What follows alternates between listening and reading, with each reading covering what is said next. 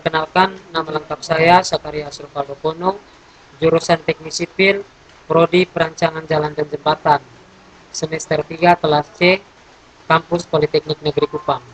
Pada kesempatan ini saya akan membahas tentang analisis struktur dengan metode distribusi momen atau disebut dengan momen cross. Metode ini melakukan distribusi atau pembagian momen dan induksi terhadap primer sebanyak beberapa putaran guna mendapatkan keseimbangan di setiap titik simpul.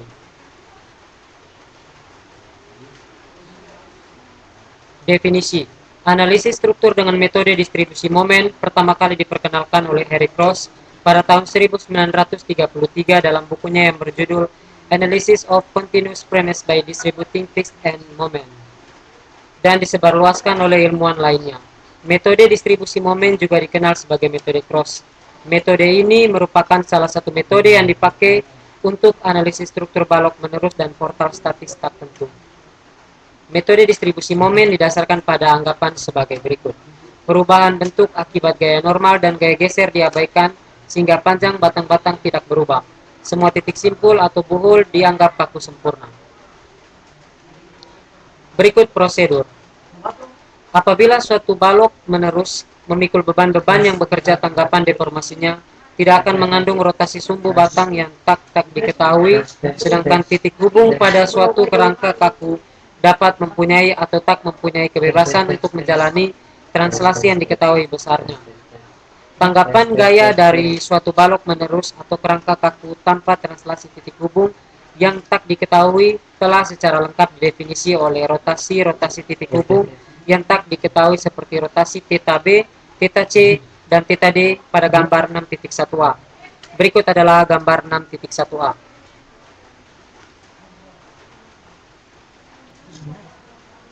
Secara fisik dapatlah dipahami bahwa momen-momen pengunci dapat dikerjakan di titik-titik hubungan B, C, dan D untuk mempertahankan kemiringan 0 di B, C, dan D sebagaimana ditunjukkan oleh kondisi-kondisi terjepit pada gambar 6.1b. Berikut adalah gambar 6.1b. Kondisi terjepit dengan beban-beban yang bekerja. Dalam kenyataannya, besar dan arah momen-momen pengunci ini telah diketahui sebelumnya sebagai fungsi dari beban-beban yang bekerja. Apabila momen pengunci di salah satu titik hubungnya dilepaskan, titik hubung itu akan berotasi.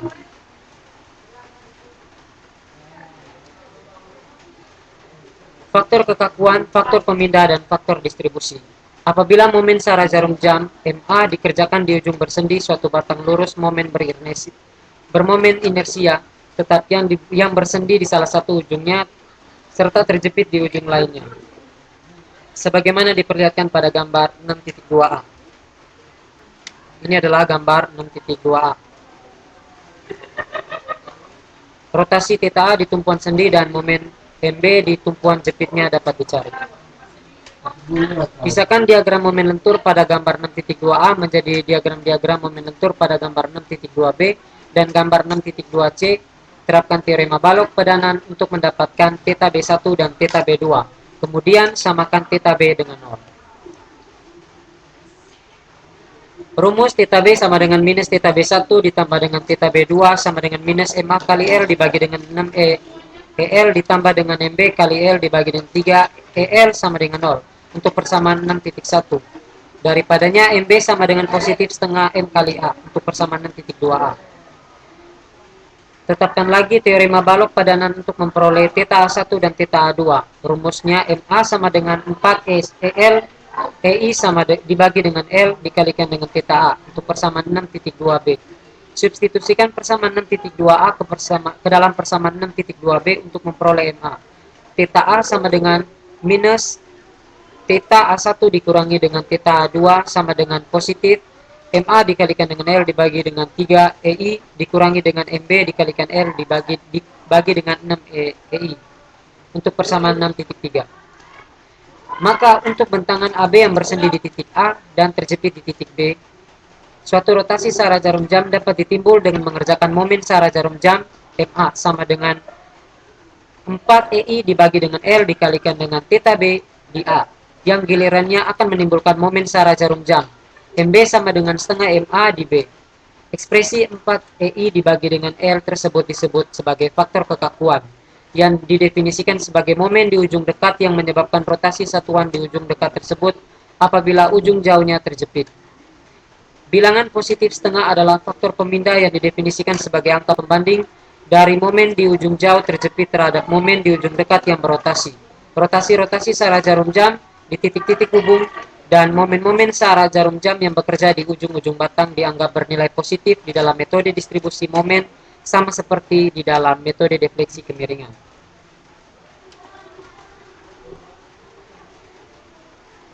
Berikut penerapan metode distribusi momen pada balok statis tak tentu.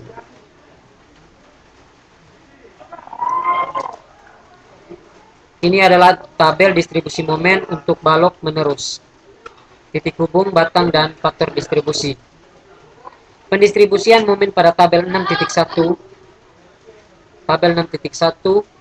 dimulai dari rotasi di titik hubung B menimbulkan 48 kN dikali dengan M berlawanan arah jarum jam pada BA dan 32 kN kali M berlawanan arah jarum jam pada BC juga menimbulkan momen-momen pindahan sebesar setengah dikalikan 48 sama dengan 28 kN kali meter berlawanan arah jarum jam di A dan setengah dikalikan dengan 32 sama dengan 16 kN kali M kilonewton kali meter berlawanan arah jarum jam di C karena tumpuan A secara alamiah terjepit. Ia dapat menerima momen pindahan tersebut tanpa kesulitan. Namun, momen pengunci di C akan berubah menjadi 120 kN kali meter berlawanan arah jarum jam menjadi 120 kurang dengan 16 sama dengan 104 kN kali meter searah jarum jam. Jika sebuah kunci pembantu ditambahkan untuk mengerjakan 16 kN kali meter berlawanan arah jarum jam tersebut, sehingga nilai 120 kN kali meter pada kunci semula tidak berubah. Maka pembebasan titik hubung C selanjutnya dapat dilakukan hanya terhadap kunci semula saja. Faktor distribusi di titik hubung C dan CB adalah 100%, atau momen pengimbang di C adalah minus 120 kN kali meter. Dengan demikian, siklus pertama pendistribusian momen tersebut telah diselesaikan. Singkatnya, semua ujung batang mula-mula dikunci untuk melawan rotasi dengan momen ujung terjepit sebesar minus 200, positif 200, minus 200, dan positif 200. Kemudian di titik hubung B dan C dibebaskan secara berturut-turut dan momen-momen pengimbangnya adalah 0, 40, minus 48, minus 32, dan minus 120.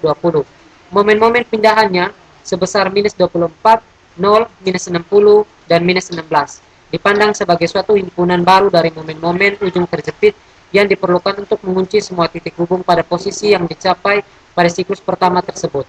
Pada siklus kedua, pendistribusian momen titik hubung B dan C dibebaskan untuk kedua kalinya. Ketidakseimbangan di titik hubung B adalah minus 60. Momen-momen pengimbang sebesar positif 36 dan positif 24 secara numerik adalah 0,6 dan 0,4 kali ketidakseimbangan tersebut. Momen pengimbang terhadap ketidakseimbangan sebesar minus 16 di titik hubung C adalah positif 16. Momen-momen pindahannya sebesar positif 18, 0, positif 18, positif 12, dipandang sebagai momen-momen pengunci baru pada awal siklus ketiga. Proses yang sama ini dapat terus sesuai kehendak sehingga momen-momen pemindahnya bernilai sangat kecil. Dengan demikian, berapapun derajat ketelitian yang dikehendaki, maka akan semakin banyak pula siklus yang diperlukan. Momen-momen pengimbang akhir atau total yang diperoleh dengan menjumlahkan semua bilangan pada masing-masing kolom. Berikut penerapan metode distribusi momen pada kerangka kaku statis tak tentu dengan goyangan ke samping. Penerapan metode distribusi pada analisa kerangka kaku statis tak tentu berbentuk 4 persegi panjang dengan goyangan ke samping yang tak diketahui akan dilukiskan pertama-tama melalui suatu kasus sederhana dengan derajat kebebasan bergoyang ke samping sama dengan 1. Berikut adalah gambar 6.6 kerangka kaku statis tak tentu dengan goyangan ke samping. Untuk tema penerapan metode distribusi momen pada kerangka kaku statis tak tentu dengan goyangan ke samping. Dalam penyusunan, hitungan-hitungan yang diperlukan dua tabel distribusi momen hendaknya dibuat, masing-masing untuk kedua langkah pertama yang diuraikan di atas. Setelah nilai K ditentukan dari kondisi gaya gesernya seperti persamaan 6.5, tabel ketiga dibuat untuk menghimpun momen-momen ujung jepit dan momen-momen pengimbang pada tabel kedua. Untuk momen-momen penghujung jepit, akibat goyangan ke samping tergantung kepada jenis tumpuan ujung, sebagaimana diperlihatkan pada gambar 6.7. Berikut adalah gambar 6.7 Untuk momen ujung jepit akibat goyangan ke samping.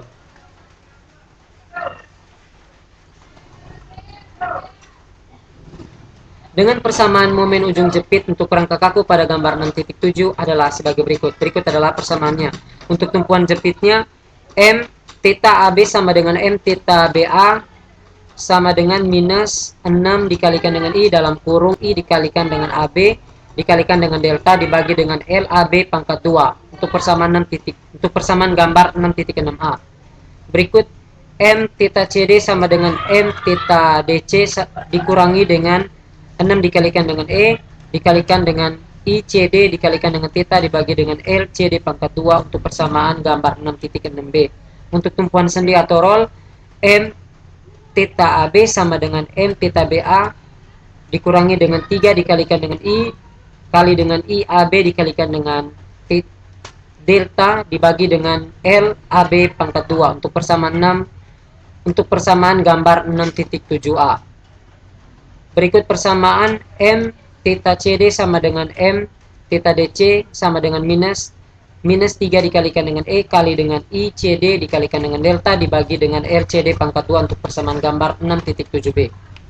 Dari komponen gaya horizontal untuk kerangka kaku pada gambar 6.7 diperlihatkan pada gambar titik 8. Ini adalah gambar 6.8 sebagai sambungan gambar dari 6.7 yaitu komponen gaya horizontal. Dengan persamaan komponen gaya horizontal untuk gambar 6.8 adalah sebagai berikut. Rumusnya ini AA ditambah dengan AD sama dengan P untuk persamaan gambar 6.8A. Ini untuk gambar 6.8A. Sedangkan untuk persamaan gambar 6.8B, P kali B dibagi dengan L kali AB ditambah dengan MAB tambah dengan 6 ditambah dengan MBA dibagi dengan LAB ditambah dengan MCD ditambah dengan MDC dibagi dengan LCD sama dengan P. Jika derajat kebebasan bergoyang ke samping lebih dari 1, maka mesti ada suatu distribusi momen untuk setiap besaran sebarang goyang ke samping seperti delta 1, delta 2, delta 3, dan seterusnya. Goyangan-goyangan ke samping yang tepat adalah K1 delta 1, K2 delta 2, K3 delta 3, dan seterusnya. Nilai K1, K2, dan K3 dan seterusnya tersebut akan ditentukan melalui penyelesaian kondisi-kondisi gaya geser tersebut sebagai persamaan-persamaan simultan. Jadi, masih akan ada persamaan-persamaan simultan yang mesti diselesaikan. Namun jumlah persamaan simultan tersebut sama dengan derajat kebebasan bergoyang ke sampingnya. Jadi setelah diperoleh nilai EI delta, selanjutnya dapat ditentukan momen di akhir ujung-ujung tumpuan dengan menjumlahkan momen akibat beban dan momen akibat goyangan ke samping. Berikut masuk pada contoh soal. Soal pertama, analisa portal berikut dengan metode momen cross. Ini adalah gambarnya. Penyelesaiannya, perhitungan momen primer M derajat AB sama dengan PAB pangkat 2 bagi dengan L2 sama dengan minus 600 kali dengan 3 kali dengan 2 pangkat 2 bagi dengan 5 pangkat 2. Hasilnya adalah minus 288 kg kali dengan meter. M derajat BA sama dengan PA pangkat 2 kali B dibagi dengan L pangkat 2 sama dengan positif 600 kali dengan 3 pangkat 2 kali dengan 2 bagi 5 pangkat 2 sama dengan 432 kg kali dengan meter. M derajat BC sama dengan Q 12 dibagi dengan 12 sama dengan minus 300 kali 6 pangkat 2 bagi dengan 12 sama dengan minus 625 kg kali dengan M.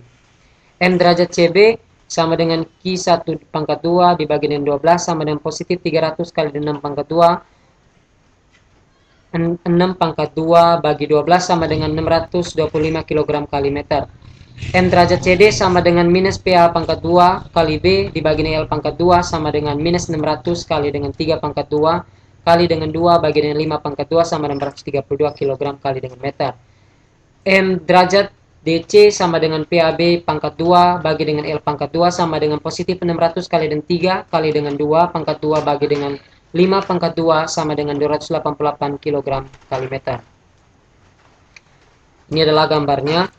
Lanjut ke perhitungan koefisien distribusi titik simpul A, mu AB sama dengan 0, titik simpul D, mu DC sama dengan 0.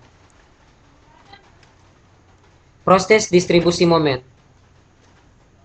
MAB diperoleh dari hasil penjumlahan ke bawah menurut kolom dimulai dari momen primer M derajat AB sampai ke kondisi balance sudah bernilai 0,00000 untuk momen total pada titik simpul yang lain dilakukan dengan cara yang sama. Berikut adalah tabelnya. Untuk tabel distribusi momen. Selanjutnya adalah perhitungan momen desain. Karena kondisi beban dan rangka simetris, maka dianalisis portal tanpa penggoyang. Untuk itulah proses distribusi momen atau cross hanya satu kali, yaitu akibat beban luar atau tanpa penggoyang. Harga momen desain sama dengan harga cross dari beban luar. Lihat jumlah momen dari proses cross. MAB sama dengan minus 239,8 kg kali meter. MBA sama dengan 528,5 kg kali meter. MBC minus 528,5 kg kali meter. MCB sama dengan minus 228,5 kg kali meter. MCD sama dengan minus 528,5 kg kali meter. MDC sama dengan 239,8 kg kali meter. Berikut adalah gambar free body untuk perhitungan reaksi perletakan. Masuk pada perhitungan momen gaya lintang dan gaya normal, potongan AB, interval potongan BC, interval.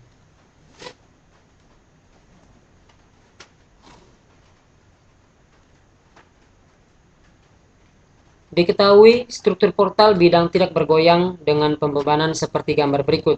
Hitunglah menggunakan metode momen distribusi atau momen cross. Berikut adalah gambar soalnya. P1 sama dengan 4 ton, P2 sama dengan 2 ton. Titik sendi ada di A dan titik roll ada di A dan titik sendi ada di C dan D. Penyelesaiannya, momen primer M pangkat F IJ sama dengan M pangkat F BA sama dengan positif 3/16 kali PL sama dengan positif 3/16 kali dengan 4 kali dengan 4 sama dengan positif 3 ton kali meter. M pangkat F BC sama dengan minus 1/8 PL sama dengan minus 1/8 kali 2 kali 2 sama dengan minus 0,5 ton kali meter. M pangkat F CB sama dengan positif 1/8 PL sama dengan positif 1/8 2 kali 2 sama dengan positif 0,5 ton kali meter. Yang kedua, kekakuan batang. KIJ simpul B. KBA sama dengan 3 EI dibagi dengan L sama dengan 3 dikalikan dengan 2 EI dibagi dengan 4 sama dengan 1,5 EI. KBC sama dengan 4 EI dibagi dengan L sama dengan 4 kali dengan EI dibagi dengan 2 sama dengan 2,0 EI. KBD sama dengan 4 EI dibagi dengan L sama dengan 4 dikalikan dengan EI dibagi dengan 4 sama dengan 1,0 EI. Dari sini memperoleh hasil EK sama dengan 1,5 tambah dengan 2 tambah dengan 1 EI, hasilnya adalah 4,5 EI. Berikut faktor distribusi. FDBA sama dengan KBA dibagi dengan sigma K sama dengan 1,5 EI dibagi dengan 4,5 EI. Hasilnya adalah 0,33. FDBC sama dengan KBC dibagi dengan sigma K sama dengan 2 EI dibagi dengan 4,5 EI sama dengan 0,45. FDBD sama dengan KBD dibagi dengan sigma K sama dengan 1,0 EI dibagi dengan 4,5 EI, hasilnya adalah 0,22. Maka diperoleh hasil sigma FD sama dengan 0,33 tambah dengan 0,45 tambah dengan 0,22, hasilnya 1. Oke. Berikut adalah tabel cross.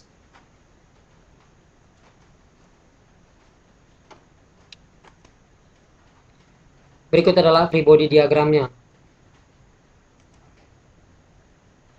Sigma MA sama dengan 0, P1 dikalikan dengan 2, dikurangi dengan PD dikalikan dengan 4 tambah dengan HD kali dengan 4 ditambah dengan P2 kali dengan 5 dikurangi dengan FC kali dengan 6 ditambah dengan MCB tambah dengan MDB sama dengan 0.